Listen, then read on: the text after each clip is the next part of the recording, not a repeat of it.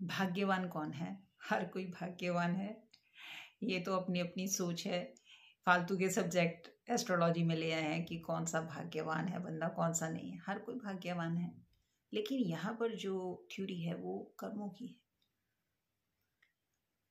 हम जो रहते हैं अपराशक्ति में रहते हैं। पराशक्ति में सब बराबर हैं। हम भगवान के ही बच्चे हैं। वो शक्ति क्या है? आत्मा रूप में हमारे अंदर है। उसी शक्ति से ये प्राण चल रहे हैं। तो हम कौन होते हैं ये कहने वाले कि तू तो भाग्यवान नहीं है? खासकर ये तब बोला जाता है जब 3 लड़कियों के पीछे जब बच्चा पैदा होता था, लड़का यानी, ये बहुत मतलब अच्छा साइन नहीं माना जाता था। अब मैं पंजाबी हूँ, त्रिक्कल बोलते थे उसको। 3 लड़कियों के पीछे जब कोई लड़का होता था तो उसको अच्छा नहीं माना जाता था कि नहीं ये तो पिता पर भारी है, ये है वो अपना भाग्य लेकर आया। मैं हमेशा बोलती हूँ हर बच्चा अपना भाग्य लेकर आता है, लेकिन वो भाग्य बनाता कौन है? आप, माता पिता। अगर माता की सोच अच्छी होती है तो बच्चे का भाग्य बहुत अच्छा होता है। अगर माता की सोच ही ऐसी है कि सारा दिन बस लड़ना है, आलसीपन दिखाना है, लेटे रहना है, तो बच्चों की कुंडली भी आगे 0। देखने की जरूरत नहीं है, अपने आप ही ये प्रेडिक्शन कर लेना। लेकिन प्रेडिक्शन कहाँ तक है? आपका सूर्य यहाँ बैठा हुआ, आपका चंद्रमा यहाँ बैठा हुआ, आपको राहु का दोष है, आपको पितृ दोष है, बस यहीं तक। आज तक सुनते सुनते सुनते सुनते मेरे 52 साल निकल गए। हर लड़की भाग्यवान है, हर बच्चा प्रभु का, हर जीव, ये पूरी सृष्टि जो इसको चलाने वाला, जब वो भेदभाव नहीं करता तो ये तो कहीं लिखा ही नहीं हुआ ये भाग्यवान है, ये भाग्यवान नहीं है। भाग्य ऑफ जीवा बताए। जीव, जीव कौन है? मनोमय कोश के अंदर जितनी वासनाएं हैं वो जीव के अंदर है। मैंने 5 ही कोश बताए हैं। सबसे बाहर है जो हमारा शरीर बनता है, जिससे अन्नमय कोश, अन्न से ही हमारा शरीर बनता है। उसके बाद प्राण आते हैं, सूर्य, उसके बाद चंद्रमा। मन जैसा कहेगी बुद्धि वैसा ही करेगी, और यहीं से हमारी यात्रा आरंभ हो जाती है। इसके अंदर कोई नहीं जाता, इसके अंदर है ज्ञानमय कोश, लेकिन वो वाला ज्ञान नहीं MBA और IAS वाला जो महात्मा बुद्ध के पास था।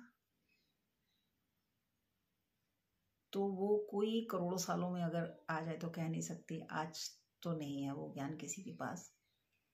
तो एक आप बुक है होली साइंस, युक्तेश्वर गिरी जी की है, वो बुक भी आप जरूर पढ़िए। विश्वगुरु एक चैनल है, आप इनके पास भी इनकी प्लेलिस्ट है, उस पर भी ये बुक जरूर सुनिए। बहुत टफ है, मतलब एक चैप्टर से ज़्यादा आप नहीं रीड कर पाओगे, क्योंकि वो समझना है उन चीज़ों को, खाली पढ़ना नहीं है। तो वहाँ पर 5 कोश की बात की गई है। अन्नमय कोश तो हमारा देखिए खत्म हो जाता है। ये अंदर के 4 कोश है, यही जीव है। और जीव की उपाधि किसने दी थी? आप शिव पुराण पढ़ना, भगवान ने गुरु बृहस्पति देव को जीव की उपाधि दी थी। जीव जिसके अंदर क्या है? वासनाएं। और जिस दिन शरीर खत्म हो जाता है तो आप समझना कि वासनाएं इस एनर्जी को ट्रांसफर कर देती है दूसरे शरीर में, क्योंकि यहां से सिर्फ एनर्जी आपकी चेक होती है। अगर आपकी एनर्जी अच्छी है तो आप थोड़ा अच्छे योग में पैदा हो जाओगे। आपकी एनर्जी बुरी है, बुरे ही कर्म किया सारी जिंदगी, तो बुरा ही फल मिलेगा। 3 ही शक्तियां हैं, राजसिक, तामसिक और सात्विक। जो सात्विक शक्तियों में होंगे वो ज़्यादा अच्छे होंगे, क्योंकि भगवान का गुणगान करते हैं, प्रभु के पास हैं। जो राजसिक होंगे, जिनको कार चाहिए, बंगला चाहिए, बेटे की शादी हाई फाई करनी है, गलत तरीके से पैसा कमाना है, तो उनकी प्रवृत्ति भगवान देखेंगे कि उन्होंने ऐसा क्या किया है। तो कई लोग क्या करते हैं, इधर का पैसा मार लेंगे, उधर दान में दे देंगे।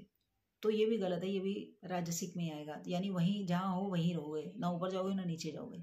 तामसिक जो हमेशा दूसरों पर अटैक, दूसरों को मारना, गाली गलोच, शराब, ये सब तामसिक वाले हो गए। तो इनके लिए भगवान ने सोचा है कि नहीं, मनुष्य योनि तुम्हारे लिए नहीं है, तो तुम्हारे लिए पशु योनि ठीक है, बेटर है। मनुष्य योनि क्यों दी? क्योंकि आपके अंदर दिमाग है, मनोमय कोश को आप कंट्रोल कर सकते हो, वासनाओं को कंट्रोल कर सकते हो, कैसे भी कर सकते हो वासनाओं को कंट्रोल, ध्यान से, भक्ति से, ज्ञान से, कैसे भी करके कंट्रोल कर सकते हो। लेकिन मनुष्य का शरीर किसी को मारने के लिए नहीं दिया आपको भगवान ने, किसी से नफरत करने के लिए नहीं दिया आपको। हर बच्चा भाग्यवान है और हर बच्चे का एक अधिकार है, वो है पढ़ने का। लेकिन कई बार क्या है, कॉम्बिनेशन नहीं होते, कई बार घर का माहौल भी ठीक नहीं होता। लेकिन आज सारे बच्चों को क्या है, गवर्नमेंट जॉब चाहिए। क्यों चाहिए? कि उनके मन को नहीं पता क्या करने वाले हैं वहां जाकर। ये सबको सब कुछ पता होता है, एक्सेप्ट नहीं करता। तो ये कॉन्सेप्ट नहीं है एस्ट्रोलॉजी में कौन सा बच्चा भाग्यवान है कौन सा नहीं है। सारे बच्चे भाग्यवान हैं, वे प्रभु का रूप है। आप लोग अलग अलग तरीके से देखते हो क्योंकि आपकी वासनाएं बदल जाती है, भावनाएं बदल जाती है। तो जैसे जैसे भावनाएं बदलती जाएगी सब रूप बदलता जाएगा। अंदर ज्योति एक ही है, वो जो लाइट है वो ट्रांसफर हो जाएगी, दूसरी बॉडी में चली जाएगी। इसीलिए हमेशा अच्छा कीजिए।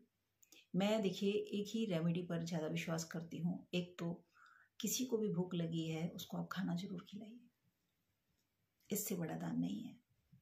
आप करण के बारे में जानते हैं, जब करण गए ऊपर तो सिर्फ सोना ही सोना था, तो कहते मैं खाऊं क्या, कहते जो दान दिया वही तो मिलेगा। और फिर वो 15 दिन के लिए नीचे आए क्योंकि अच्छी सोल थे, सूर्य पुत्र थे, वो श्राद्ध पक्ष था, उन्होंने इतना इतना अन्न दान किया। तो अन्न की महिमा बहुत है, अग्नि पुराण में भी अन्न की महिमा बताई गई है। दूसरा क्या है कि मान लीजिए कोई गरीब बच्चा है और वो पढ़ना चाहता है और उसके पास पैसे नहीं है, आप उसको जरूर पढ़ाए। ज्ञान से ऊपर कोई दान नहीं, क्योंकि ज्ञान से क्या होगा, अन्न से तो सिर्फ पेट भरेगा, लेकिन ज्ञान से पूरा परिवार तर जाएगा। अगर वो बच्चा पढ़ गया तो पूरे परिवार के लिए कमाएगा। ज्ञान से ऊपर दान नहीं है। ये 2 दान मैं मानती हूँ। तो और ये पुराण में भी लिखा हुआ है, इसीलिए आप ये रेमेडी कर सकते हैं। बाकी हर बच्चा भाग्यवान है। आप लोग ये टॉपिक क्या होता है कि मैंने वीडियो भी ले रखा, उसमें कई बार टॉपिक आ जाते हैं तो फिर मुझे लगता है नहीं इस पर बोलना चाहिए, ये गलत है टॉपिक। मैं किसी को ऐसे नहीं आंकती, सब बराबर है। बस उनकी जो वासनाएं हैं वो उनको बदल देती हैं, वो सेल्फिश हो जाते हैं, अपने बारे में ही सोचना शुरू कर देते हैं। बाद में बदलाव आता है। बच्चा देखिए बचपन में कैसा होता है, जैसे जैसे बड़ा हो जाता है माया का रूप चढ़ता जाता है और उसके तेवर ही बदल जाते हैं। और किसी का मेरे को एक मैसेज आया है कि क्या मैडम हम लोग यहीं तक अटके हुए, चाइना ने इतनी ग्रोथ कर ली है, अमेरिका ने इतनी ग्रोथ कर ली। मैं तो कहती हूँ इंडिया आगे बढ़े, किस चीज़ की कमी है, सारा ज्ञान इंडिया से गया हुआ है। लेकिन क्या है, हम एक ही चीज़ में अटके रहते हैं, रीति रिवाज, अंधविश्वास, सत्यता पे विश्वास नहीं करना। इसीलिए हम पीछे चल रहे हैं और ज्ञान को तुच्छ समझा हुआ। 1 रुपए की कॉल होगी, 2 रुपए की कॉल होगी, 3 रुपए की, जहां पर उसका फ्यूचर बनना है। आप बोलोगे ना जिस अब्रॉड की कंट्री में मुझे जाकर प्रेडिक्शन करनी, मैं वहां जाकर प्रेडिक्शन करके आऊंगी। आप बोलोगे ना नासा में बैठ के प्रेडिक्शन करनी, मैं वहां बैठ के प्रेडिक्शन करके आऊंगी। क्योंकि सारे गैलेक्सी के अंदर है, गैलेक्सी के बाहर नहीं है। तिरस्कार आप लोग करते हो, भेदभाव आप लोग करते हो। ये यूनिवर्स नहीं करती, ये प्रकृति नहीं करती।